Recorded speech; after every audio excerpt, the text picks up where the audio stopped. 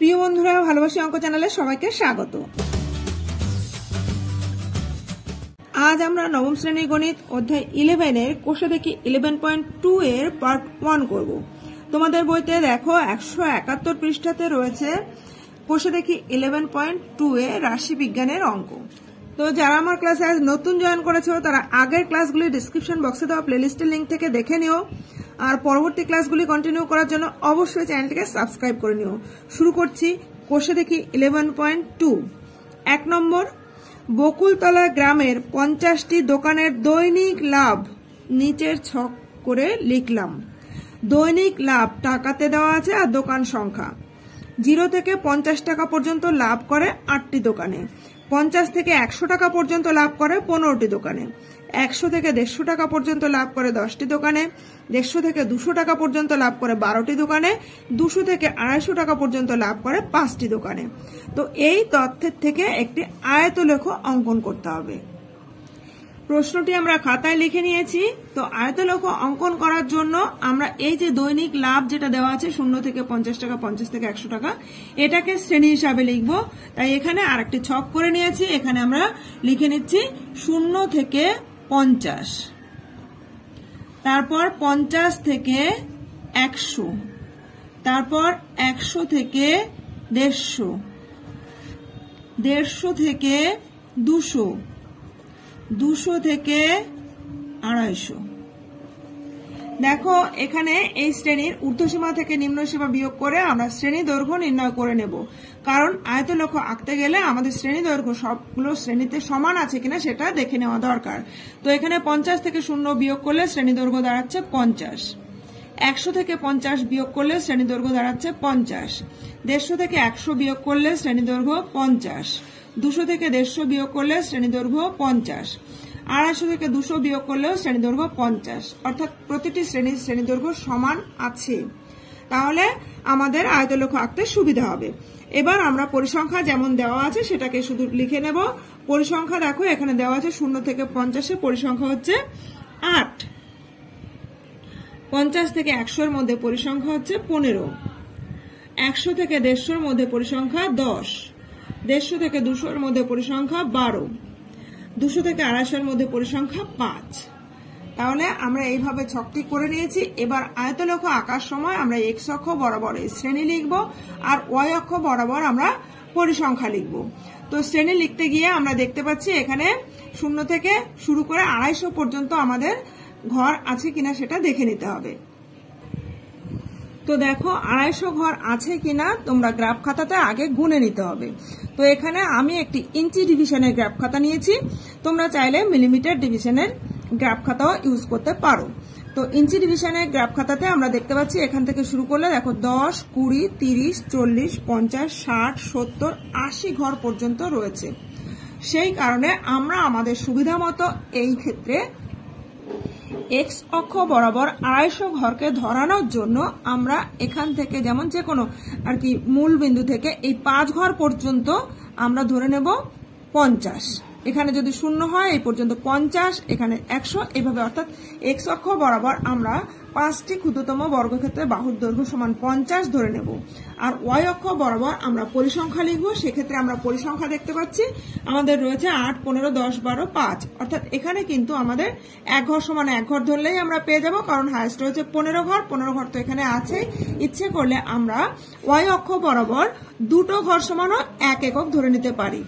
তাহলে সেক্ষেত্রে আমাদের আয়তলেখটা দেখতে আরো সুন্দর হবে। তো এইখানে তোমার স্বাধীনতা থাকবে, তুমি তোমার গ্রাফ খাতাতে সুন্দর করে ছবিটি তুলে ধরার জন্য ইচ্ছে মতো x অক্ষ বরাবর নির্দিষ্ট ঘরকে তুমি নির্দিষ্ট একক ধরে নিতে পারো। সেখানে যত ঘর সমান যত একক ধরা হচ্ছে সেটাকে কিন্তু অবশ্যই উল্লেখ করতে হবে। তো আমরা এখানে 5 ঘর সমান 50 ধরবো, সেইভাবে আমরা x অক্ষ এবং y অক্ষ এঁকে নেব।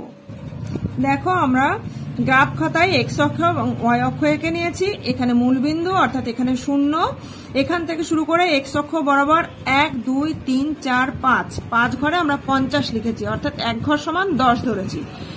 এইভাবে এখানে 50, 100, 150, 200, 250 লিখে নিয়েছি।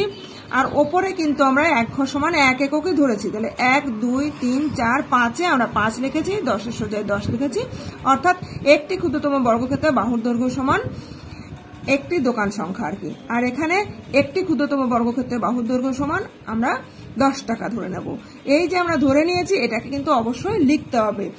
তো আমরা আগে আয়তলেখটি অঙ্কন করে নেব, তারপর কোন অক্ষ বরাবর কত ঘর সমান কত একক ধরেছি সেটা লিখে নেব। তো এখানে এক্স অক্ষ বরাবর সবসময় শ্রেণী লিখতে হবে। তো আমাদের শ্রেণীতে দেওয়া আছে দৈনিক লাভ, দেখো এখানে দেওয়া আছে শ্রেণীতে দৈনিক লাভ টাকাতে দেওয়া আছে। তো আমরা এখানে লিখবো দৈনিক লাভ, দৈনিক লাভ ব্র্যাকেটে টাকা, এটা এক্স অক্ষ বরাবর গেল। আর পরিসংখ্যাটা ওয়াই অক্ষ বরাবর লিখতে হবে। পরিসংখ্যা সমান আমাদের দেওয়া আছে দেখো দোকানের সংখ্যা, তো আমরা ওয়াই অক্ষ বরাবর লিখে নেব পরিসংখ্যা বা দোকানের সংখ্যা, দোকানের সংখ্যা।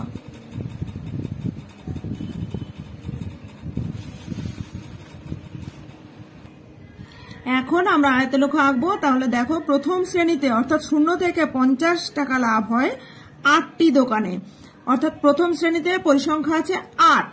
তাহলে আমরা এখানে দেখতে পাচ্ছি 0 থেকে 50 এই শ্রেণীর মধ্যে পরিসংখ্যা 8, তাহলে এই হচ্ছে 5, 6, 7, 8, এই হলো 0 থেকে 50 পর্যন্ত।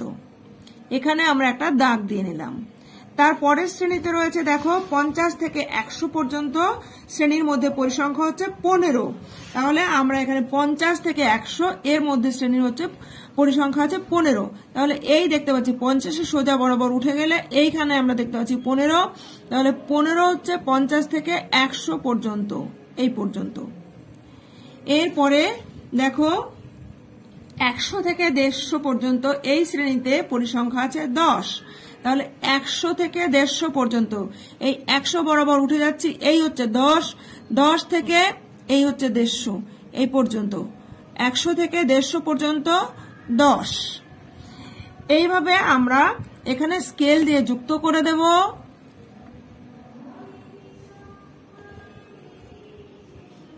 এখানেও আমরা স্কেল দিয়ে যুক্ত করে দেব। তারপরেরটা রয়েছে স্কেল দিয়ে যুক্ত করে দিলাম। তারপরেরটা রয়েছে 150 থেকে 200। তো 150 থেকে 200 এর মধ্যে দেখো পরিসংখ্যা আছে 12। তাহলে এখানে 150 থেকে এই হচ্ছে 10, 11, 12 এই পর্যন্ত হচ্ছে 12। 150 থেকে 200 পর্যন্ত 12, আমরা স্কেল দিয়ে এটাকেও যুক্ত করে দেব।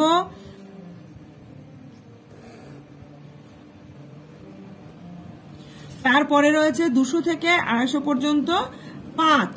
তাহলে এখানে 200 থেকে 250 পর্যন্ত 5, অর্থাৎ এই পর্যন্ত। এখানে আমরা স্কেল দিয়ে যুক্ত করে দিলাম। এই হয়ে গেল আয়তলেখ অঙ্কন। তোমরা চাইলে এভাবে এই আয়তলেখগুলোকে কালার করে দিতে পারো, বা কালার না করলেও কিন্তু তোমাদের সঠিক উত্তর অঙ্কন করা হয়ে গেল। এবার আমরা লিখে নেব কোন অক্ষ বরাবর কত ধরেছি, সেটাকে কিন্তু অবশ্যই লিখতে হবে।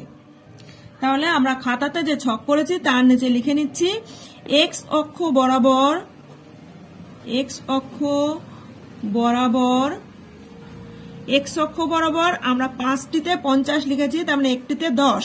তাই লিখছি একটি ক্ষুদ্রতম বর্গক্ষেত্রের বাহুর দৈর্ঘ্য সমান 10 টাকা, সমান 10 টাকা। আর ওয়াই অক্ষ বরাবর একটি ক্ষুদ্রতম বর্গক্ষেত্রের বাহুর দৈর্ঘ্য সমান কিন্তু আমরা একটি দোকান করেছি। ওয়াই অক্ষ বরাবর এক ঘর সমান একই ধরা হয়েছে, এক এককই ধরা হয়েছে, এখানে একটি দোকান, একটি দোকান ধরে আয়তলেখটি অঙ্কন করা হয়েছে। আয়তলেখটি অঙ্কন করা হলো, এইটুকু লিখে দিতে হবে। তাহলে 1 নম্বর প্রশ্নটি আমাদের কমপ্লিট হলো। এবার আমরা 2 নম্বর প্রশ্ন থেকে আয়তলেখ অঙ্কন করব।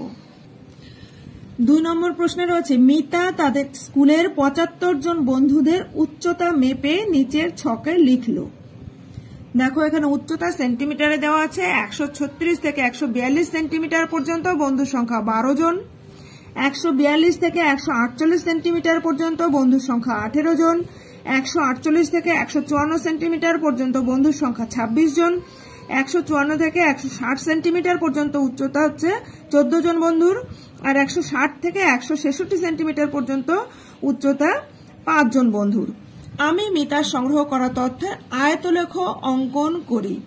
এখানেও আমরা এই ছক থেকে প্রথমে খাতাতে আমরা ছকটি লিখে নেব। ছকটি লেখার সময় আমরা এখানে শ্রেণী দৈর্ঘ্য আরেকটি ছক করব, কারণ আয়তলেখ অঙ্কন করতে গেলে আমাদের শ্রেণী দৈর্ঘ্য সমান হওয়া প্রয়োজন। তো আমরা দেখে নেব শ্রেণী দৈর্ঘ্য সমান আছে কিনা। তো এখানে শ্রেণীতে লিখে নিচ্ছি 136 সেন্টিমিটার থেকে 142 সেন্টিমিটার পর্যন্ত, 142 থেকে 148, 148 থেকে 154, 154 থেকে 160, 160 থেকে 166। এবার আমরা ঊর্ধ্বসীমা থেকে নিম্নসীমা বিয়োগ করব, বিয়োগ করলে শ্রেণী দৈর্ঘ্য পাবো। তাহলে 142 থেকে 136 বিয়োগ করলে পাচ্ছি 6। এখানেও দেখো 48 থেকে 42 বাদ দিলে 6, 54 থেকে 48 বাদ দিলে 6, 60 থেকে 54 বাদ দিলে 6, 66 থেকে 60 বাদ দিলে 6। তাহলে শ্রেণী দৈর্ঘ্য প্রত্যেকটা সমানই রয়েছে। এবার পরিসংখ্যা যেমন লেখা আছে আমরা সেটা লিখে নিচ্ছি। পরিসংখ্যা আছে 136 থেকে 142, এই প্রথম শ্রেণীর পরিসংখ্যা হচ্ছে 12, দ্বিতীয় শ্রেণীর পরিসংখ্যা 18, তৃতীয় শ্রেণীর পরিসংখ্যা 26, তারপর 14, তারপর 5।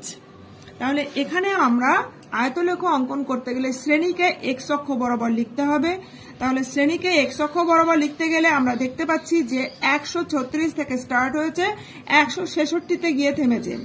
তো আমাদের খাতাতে কিন্তু 166টা ঘর নেই, তাই আমরা এক্স অক্ষ এবং ওয়াই অক্ষ একে নিয়ে এখানে যেহেতু এক্স অক্ষ বরাবর শ্রেণী লিখব, তাহলে 136 থেকে শুরু হয়েছে, 166তে গিয়ে শেষ হয়েছে। তো 136 থেকে শুরু হয়েছে, অর্থাৎ 0 থেকে 136 পর্যন্ত এই যে রেখাংশটা, সেই রেখাংশটাকে আমরা যদি কুঞ্চিত করে দিই, অর্থাৎ সেটাকে যদি আমরা চেপে ছোট করে দিই, তাহলে এখানে আমরা এইভাবে কুঞ্চিত করে দিলাম রেখাটাকে। কুঞ্চিত করে দিয়ে আমরা আমাদের সুবিধা মতো এখানে যদি এই 5 ঘরের সোজা যদি আমরা 136 লিখি, তাহলে পরবর্তী যেহেতু আমাদের দেখো প্রত্যেকটা শ্রেণী দৈর্ঘ্য সমান রয়েছে, 6 6 করে রয়েছে, তাহলে আমরা কিন্তু এই 5 ঘর সমান 6 ধরে নিতে পারি। 5 ঘর সমান 6 ধরে নিলে পরবর্তীতে আমাদের এই 5-এর সোজা অর্থাৎ 10-এর সোজা এখানে আমরা লিখতে পারি 142, তারপরে এখানে আমরা লিখতে পারি 148, তারপর এখানে আমরা লিখতে পারি 154, এখানে লিখছি 54 আছে 160, এখানে লিখছি 166। তো আমরা এখানে কিন্তু 5 ঘর সমান 6 ঘর ধরে নিয়েছি। দেখো 36 থেকে 42 পর্যন্ত 6, যেহেতু শ্রেণী দৈর্ঘ্য প্রত্যেকটাই সমান আছে, তো আমরা এখানে এক্স অক্ষ বরাবর 5টি ক্ষুদ্রতম বর্গক্ষেত্রের বাহুর দৈর্ঘ্য সমান 6 সেন্টিমিটার ধরে নিলাম। তাহলে এই দিকে এক্স অক্ষ বরাবর আমরা লিখছি হচ্ছে উচ্চতা। উচ্চতা শ্রেণী সবসময় এক্স অক্ষ বরাবর লেখা হয়, তো উচ্চতা আছে এখানে সেন্টিমিটারে। আর ওয়াই অক্ষ বরাবর আমরা পরিসংখ্যা লিখব, তাহলে এখানে আমরা লিখে নিচ্ছি পরিসংখ্যা।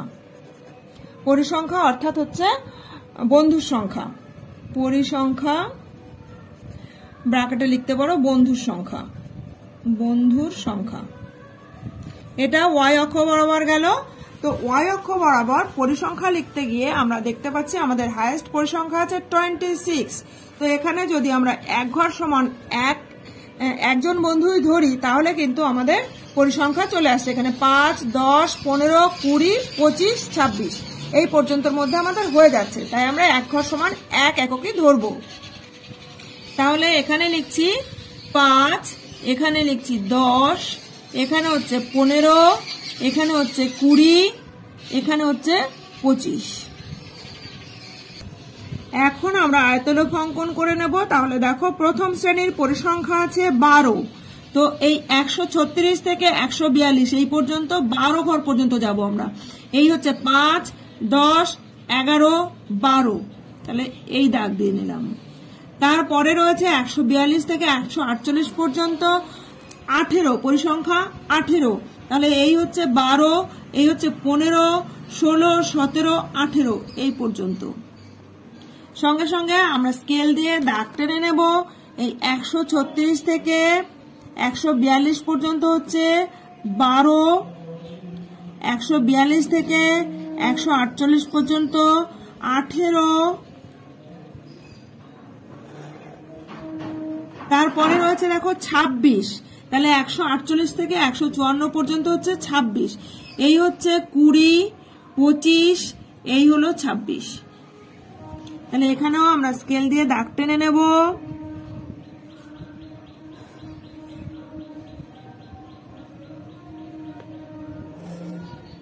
+154 পর্যন্ত 26, তারপরে আছে 14, তাহলে এই হচ্ছে 10, 11, 12, 13, 14, এই পর্যন্ত 14। তাহলে এখানে 154 থেকে 160 পর্যন্ত হচ্ছে 14, তারপরে রয়েছে 5, 160 থেকে 166 পর্যন্ত 5, এই হচ্ছে 5। তাহলে পরিসংখ্যা 5 হচ্ছে 160 থেকে 166 পর্যন্ত। আমাদের কিন্তু আয়তলেখ অঙ্কন করা হয়ে গেল। এটাকে একটু সুন্দর করে বোঝানোর জন্য আমরা একটু কালার করে দিচ্ছি। এখন আমরা খাতায় লিখে নেব এক্স অক্ষ বরাবর 5টি ক্ষুদ্রতম বর্গক্ষেত্রের বাহুর দৈর্ঘ্য সমান আমরা ধরেছি 6 সেন্টিমিটার, আর ওয়াই অক্ষ বরাবর একটি ক্ষুদ্রতম বর্গক্ষেত্রের বাহুর দৈর্ঘ্য সমান আমরা 1টি বন্ধু, এই লিখে নেব। তাহলে এক্স অক্ষ বরাবর 5টি ক্ষুদ্রতম বর্গক্ষেত্রের বাহুর দৈর্ঘ্য সমান 6 সেন্টিমিটার, 6 সেমি।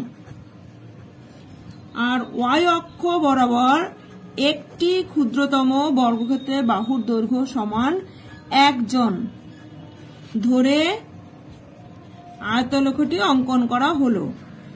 আয়তলেখটি অঙ্কন করা হলো, এটা অবশ্যই লিখতে হবে কোন দিকে কোন অক্ষ বরাবর কত ঘর ধরা হয়েছে। এবার দেখো 3 নম্বর প্রশ্ন। আমাদের পাড়ায় 10 বছর থেকে 45 বছর বয়স পর্যন্ত বাসিন্দাদের মধ্যে হিন্দিভাষী লোকের সংখ্যা সংগ্রহ করে নিচের ছকে লিখলাম। এখানে বয়স 10 থেকে 15 বছর বয়স পর্যন্ত হিন্দিভাষী লোকের সংখ্যা 8 জন, 16 থেকে 21 বছর বয়স পর্যন্ত হিন্দিভাষী লোকের সংখ্যা 14 জন, 22 থেকে 27 বছর বয়স পর্যন্ত হিন্দিভাষী লোকের সংখ্যা 10 জন, একইভাবে 28 থেকে 33 বছর বয়সী 20 জন, 34 থেকে 39 বছর বয়সী 6 জন, 40 থেকে 45 বছর বয়সী 12 জন।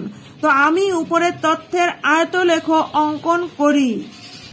তো এখান থেকে আমরা প্রথমে সমাধানের জন্য ছকটিকে আবার লিখে নেব, কারণ এই যে ছক রয়েছে সেখানে কিন্তু শ্রেণীতে 10 থেকে 15, পরের শ্রেণীটা দেখো 15 থেকে শুরু হয়নি, 16 থেকে শুরু হয়েছে, অর্থাৎ এখানে শ্রেণী অন্তর্ভুক্ত পদ্ধতিতে রয়েছে। তো আমাদের আয়তলেখ অঙ্কন করতে গেলে এই গ্যাপ রাখা চলবে না, অর্থাৎ শ্রেণী বহির্ভূত পদ্ধতিতে করে নিতে হবে। তাই এখানে আমরা শ্রেণীর সীমানা করে নেব।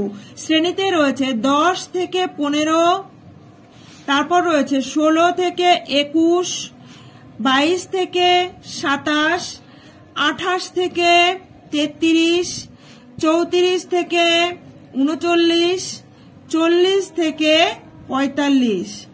তো শ্রেণীর সীমানা করে নিতে গেলে আমরা এর আগের অধ্যায়ে শিখেছি এই রকম শ্রেণী অন্তর্ভুক্ত পদ্ধতি থেকে কিভাবে শ্রেণী বহির্ভূত পদ্ধতিতে শ্রেণী সীমানা তৈরি করে নিতে হয়। এখানে যেহেতু গ্যাপ রয়েছে 15 থেকে 16, এক ঘর গ্যাপ রয়েছে। দেখো এর আগে যে দুটো আয়তলেখ আমরা অঙ্কন করেছি সেখানে কিন্তু কোনো গ্যাপ নেই। 50 শেষে শুরু হয়েছিল 0 থেকে 50 পর্যন্ত, আবার পরের শ্রেণী 50 থেকেই শুরু হয়েছে 100 পর্যন্ত, পরেরটা 100 থেকেই শুরু হয়েছে 150 পর্যন্ত। ফলে আয়তলেখগুলোর মাঝখানে কোনো গ্যাপ নেই। তাই এই রকম করে আয়তলেখ আঁকতে গেলে আমাদের শ্রেণী থেকে শ্রেণীর সীমানা তৈরি করে নিতে হবে। তাহলে দেখো এখানে যেহেতু 15, 16 অর্থাৎ এদের মধ্যে গ্যাপ রয়েছে এক ঘর, তাকে আমরা হাফ হাফ করে নিয়ে নিম্ন সীমানা থেকে হাফ বিয়োগ করব, ঊর্ধ্ব সীমানার সঙ্গে হাফ যোগ করে দেব। অর্থাৎ 1-এর অর্ধেক করলে হয় 0.5, তাহলে 10 থেকে 0.5 মাইনাস করলে আমরা এখানে পাচ্ছি 9.5। 9.5 থেকে এখানে ঊর্ধ্ব সীমার সঙ্গে যোগ করে দিলে হচ্ছে 15.5। একইভাবে এখানে 16 থেকে 0.5 বিয়োগ করলে হবে 15.5 আর 21-এর সঙ্গে যোগ করলে 21.5। এবার দেখো এখানে 15.5 শেষ হয়েছিল, আবার 15.5 থেকে শুরু হলো, অর্থাৎ আর কোনো ফাঁক থাকলো না। একইভাবে আমরা তাহলে পুরো শ্রেণী সীমানা লিখে নেব।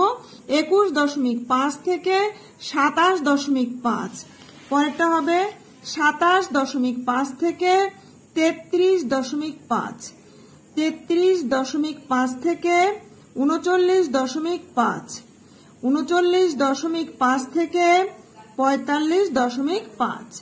আমরা শ্রেণী সীমানা লিখে নিয়েছি। এবার এই শ্রেণী সীমানার ঊর্ধ্ব শ্রেণী সীমানা থেকে নিম্ন শ্রেণী সীমানা বিয়োগ করে শ্রেণীর দৈর্ঘ্য লিখব। 15.5 থেকে যদি 9.5 বিয়োগ করি তাহলে দেখো 9 আর 6 15, অর্থাৎ শ্রেণী দৈর্ঘ্য হচ্ছে 6। একইভাবে 21.5 থেকে 15.5 বিয়োগ করলে শ্রেণী দৈর্ঘ্য 6। 27.5 থেকে 21.5 বিয়োগ করলে শ্রেণী দৈর্ঘ্য পাচ্ছি 6। 33 থেকে 27 বিয়োগ করলেও শ্রেণী দৈর্ঘ্য 6। 39 থেকে 33 বিয়োগ করলে শ্রেণী দৈর্ঘ্য 6, শ্রেণী দৈর্ঘ্য এখানেও 6। আর পরিসংখ্যা আমাদের দেওয়াই আছে, সেটা দেখে দেখে লিখে নেব। প্রথম শ্রেণীর পরিসংখ্যা ছিল আমাদের 8, দ্বিতীয় শ্রেণীর পরিসংখ্যা 14, তৃতীয় শ্রেণীর পরিসংখ্যা আছে 10, চতুর্থ শ্রেণীতে রয়েছে 20, তারপরে 6, তারপরে 12। তাহলে ছকটি আমরা তৈরি করে নিয়েছি।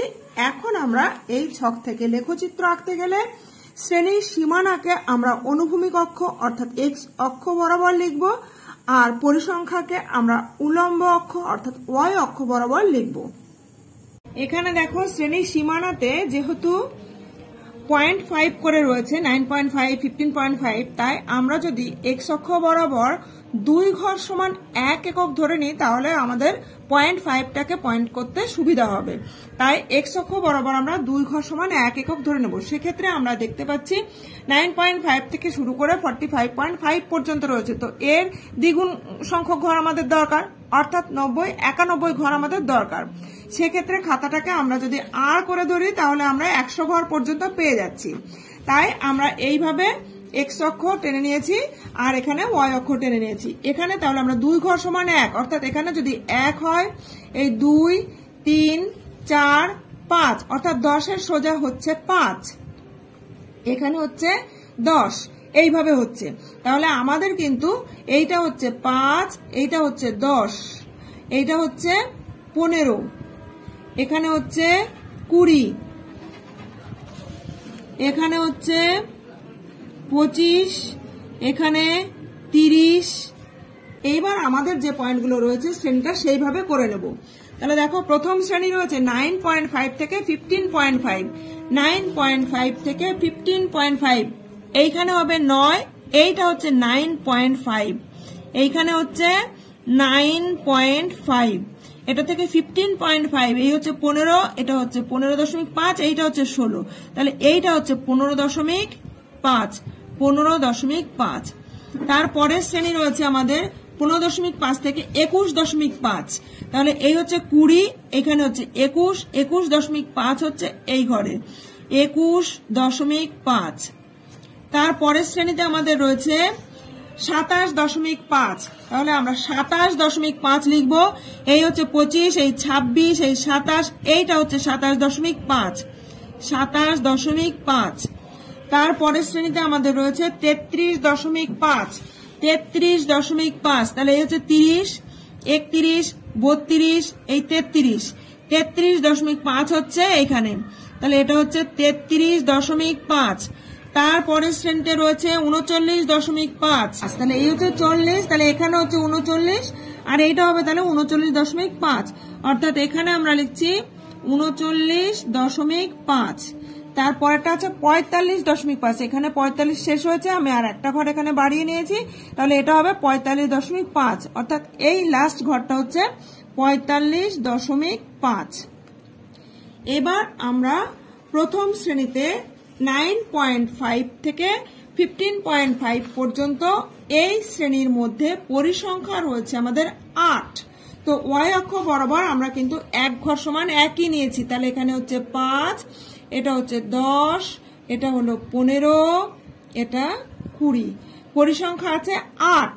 অর্থাৎ এই যে 9.5 এখান থেকে আমরা 8 ঘর উপরে উঠবো, 5, 6, 7, 8 এই পর্যন্ত, এখানে এই পর্যন্ত, তাহলে এই হচ্ছে 8, এই পর্যন্ত আমরা কিন্তু এখানে স্কেল দিয়ে টেনে নেব।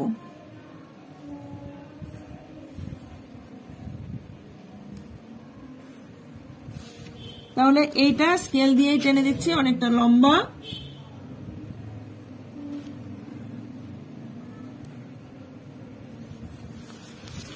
এই হচ্ছে প্রথম পরিসংখ্যা। দ্বিতীয়টা হচ্ছে দেওয়া আছে দ্বিতীয় শ্রেণীর পরিসংখ্যা 14, তাহলে এখান থেকে এই হচ্ছে 10, 11, 12, 13, 14 এই পর্যন্ত উঠবে। এই সোজা গিয়ে আমরা কিন্তু 14 হবে এই পর্যন্ত, এখান থেকে এই পর্যন্ত স্কেল পেন্সিল দিয়ে টেনে দিতে হবে। তৃতীয় শ্রেণীর পরিসংখ্যা আছে 10, অর্থাৎ 21.5 থেকে 27.5 পর্যন্ত পরিসংখ্যা 10। তাহলে এই সোজা আমরা গেলে এইখানে হচ্ছে 10, এখান থেকে সোজা এই পর্যন্ত, এখানে আমরা স্কেল দিয়ে টেনে দেব।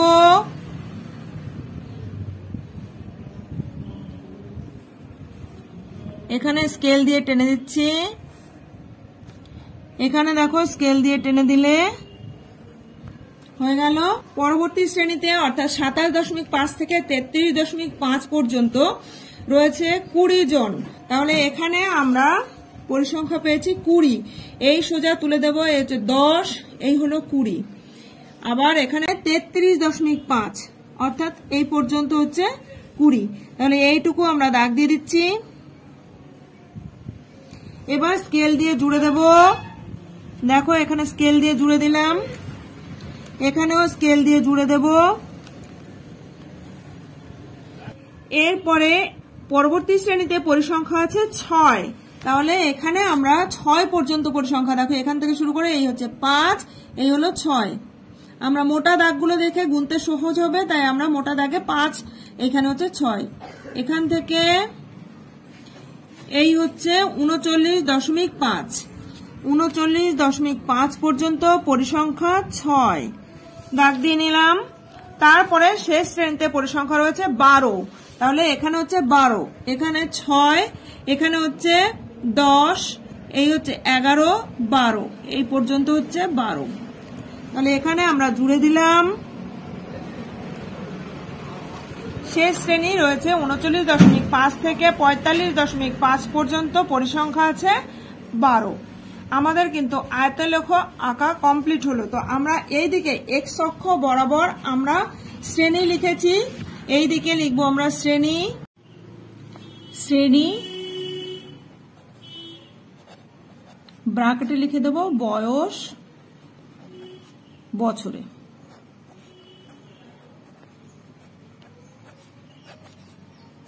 আর ওয়াই অক্ষ বরাবর আমরা লিখব পরিসংখ্যা, তাহলে এখানে পরিসংখ্যা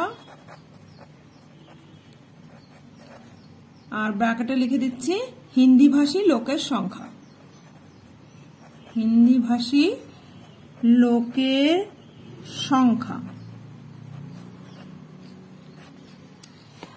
আর এখানে এক্স অক্ষ বরাবর কত ঘর সমান কত একক নিয়েছি সেটাও কিন্তু আমরা লিখে দেবো। এটা আমরা খাতাতেও লিখতে পারি, আমি এখানেই লিখে দিচ্ছি। তাহলে এখানে আমরা নিয়েছি এক্স অক্ষ বরাবর, এক্স অক্ষ বরাবর দুটি ক্ষুদ্রতম বর্গক্ষেত্রের বাহুর দৈর্ঘ্য সমান 1 বছর। আর ওয়াই অক্ষ বরাবর আমরা 1 ঘর সমান 1 এককে নিয়েছি, তাহলে একটি ক্ষুদ্রতম বর্গক্ষেত্রের বাহুর দৈর্ঘ্য সমান 1 জন। একজন ধরে আয়তলেখটি অঙ্কন করলাম, আয়তলেখটি অঙ্কন করলাম। আমাদের আয়তলেখ হয়ে গেছে। এবার এটাকে আরেকটু স্পষ্ট করে বোঝানোর জন্য আমরা একটু কালার করে নিচ্ছি। তাহলে এবার কালার করে নিয়ে আমাদের আয়তলেখটি আরো স্পষ্ট করে দেখানো হলো, অর্থাৎ এটাই হচ্ছে নির্ণেয় আয়তলেখ। আজ তাহলে এ পর্যন্তই রইল। এর পরের ক্লাসে আমরা 4 থেকে করব। তো পরবর্তী ক্লাসগুলি কন্টিনিউ করার জন্য এখনো যারা চ্যানেলটিকে সাবস্ক্রাইব করেনি তারা অবশ্যই চ্যানেলটিকে সাবস্ক্রাইব করে নিও। পাশে থাকা বেল আইকনের অল বাটনটি প্রেস করে দিও, যাতে আমি ভিডিও আপলোড করার সঙ্গে সঙ্গে তোমাদের কাছে নোটিফিকেশন পৌঁছে যায়। ভালো লাগলে একটা লাইক করে দিও, বন্ধুদের মধ্যে বেশি বেশি করে শেয়ার করে দিও।